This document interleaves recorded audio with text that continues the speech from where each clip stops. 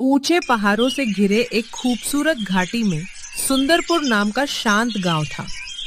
ये गांव दिखने में छोटा था, लेकिन इस गांव के लोगों का दिल बड़ा था। यहाँ के लोग सरल, मेहनती और खुश मिजाज थे। इसी गांव के पूर्वी छोर पर एक छोटा सा घर था। पकी हुई लाल मिट्टी की दीवारें, सूखे घास की छत और बाहर 100 साल पुराना पेड़, यही रहता था। हरिया अपने गांव का सबसे मेहनती किसान माना जाता था। चेहरे पर हल्की दाढ़ी, आंखों में उम्मीद की चमक और हाथों में मेहनत की कठोरता। वो अपने परिवार, पत्नी कुसुम और 4 बच्चों के साथ एक सादा जीवन जी रहा था। हरिया का खेत घर से थोड़ा ऊपर पहाड़ी ढलान पर था। इस ढलान की मिट्टी इतनी उपजाऊ थी कि मक्के की फसल देखते ही बनती थी। गांव में लोग कहते, अगर इस मिट्टी को बस धूप और पानी मिल जाए तो सोना उगाए। और हरिया हर साल इस मिट्टी को सोना बनाने की कोशिश करता था। गर्मियों की शुरुआत थी।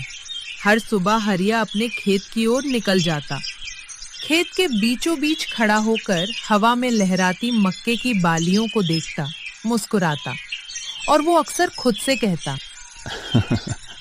इस बार फसल जबरदस्त होगी। गांव वाले भी उसकी तारीफ करते थे। हरिया की मेहनत और भगवान की मेहर दोनों कमाल की है। लेकिन हरिया के मन में हमेशा एक डर छिपा रहता, मौसम के बदलने का। उसे पता था, एक ही तूफान उसकी सारी मेहनत मिट्टी में मिला सकता है। फिर भी उसका विश्वास अटूट था। वो कहता, भगवान कभी मेहनती इंसान को खाली हाथ नहीं लौटाता। एक दोपहर आसमान में काले बादल छाने लगे। गांव के लोग बेचैन हो उठे।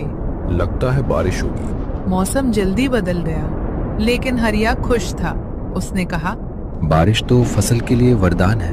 बूंदें गिरनी शुरू हुई। ठंडी हवा चली। खेत में मक्के की पत्तियां ताली बजाती सी हवा में नाचने लगी। लेकिन थोड़ी देर में बारिश का रंग बदल गया। बूंदें भारी होने लगी। धीरे धीरे वे ओलों में बदल गए। पहले छोटे ओले गिरे, फिर मुट्ठी भर बड़े बड़े बर्फ के गोले। ओले खेत पर पड़ते ही जैसे उसका दिल टूटने लगा। अगले आधे घंटे तक लगातार ओले गिरते रहे। मक्के की बालियां टूटती गईं, पौधे झुकते गए। खेत सफेद बर्फ से ढक गया, जैसे किसी ने उस पर सफेद चादर डाल दी। जब तूफान थमा, हरिया खेत की ओर भागा। वो घुटनों के बल जमीन पर गिर गया और बोला, भगवान, सब खत्म हो गया। उसने अपने हाथों में मिट्टी उठाई। मिट्टी ठंडी थी, लेकिन उसके अंदर निराशा की आग जल रही थी।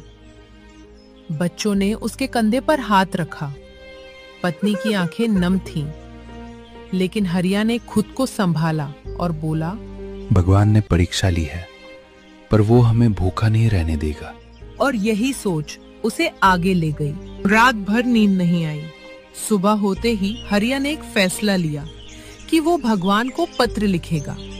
गांव में सब हंसते और उसका मजाक उड़ाते थे जब वो कहता कि भगवान चिट्ठियां पढ़ता है। लेकिन हरिया का विश्वास अटूट था।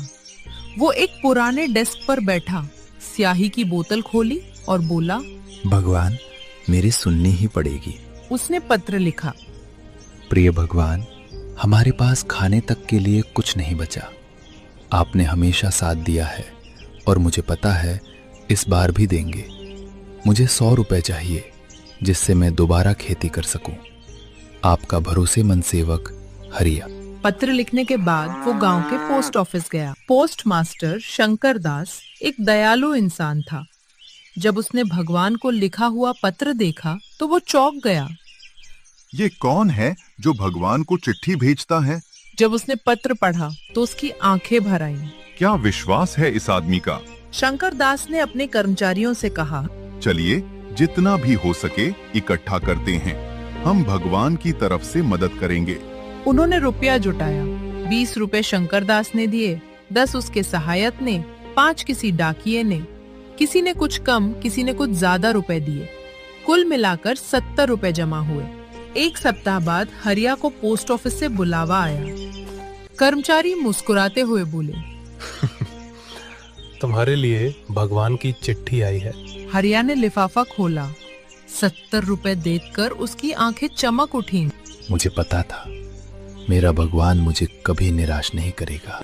लेकिन अगले ही पल उसकी भौहें सिकुड़ गईं और बोला, ये तो 100 नहीं 70 है, 30 कहाँ गए? हरिया के मन में शक आया।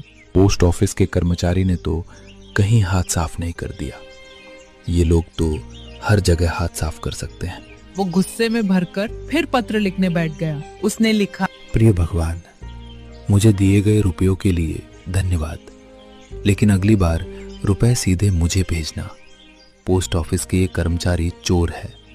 इन्होंने मेरे 30 रुपए खा लिए। आप पर विश्वास रखने वाला आपका हरिया। पत्र पढ़कर पोस्टमास्टर पहले तो हैरान हुआ, फिर हंस पड़ा। इसका भगवान पर इतना भरोसा है कि हमारी ईमानदारी पर शक कर लिया।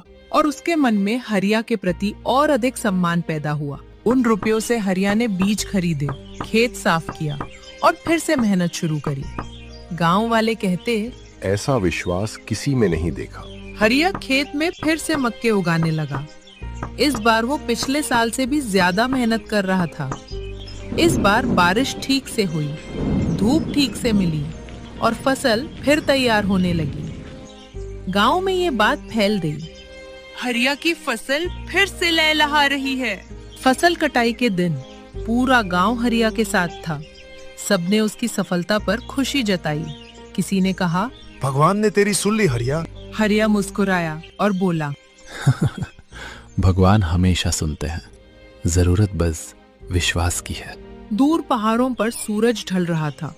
सोने की तरह चमकती मक्के की बालियों पर उसकी किरणें पड़ रही थीं।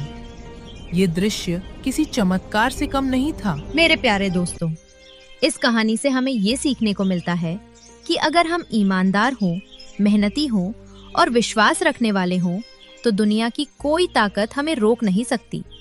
प्यारे दोस्तों, अगर आपको ये कहानी पसंद आई हो और आप आगे इसी तरह की कहानी देखना चाहते हैं, तो हमारे चैनल कार्टून काया पलट को लाइक, शेयर, सब्सक्राइब करना ना भूलें और प्रेम से बोले राधे राधे।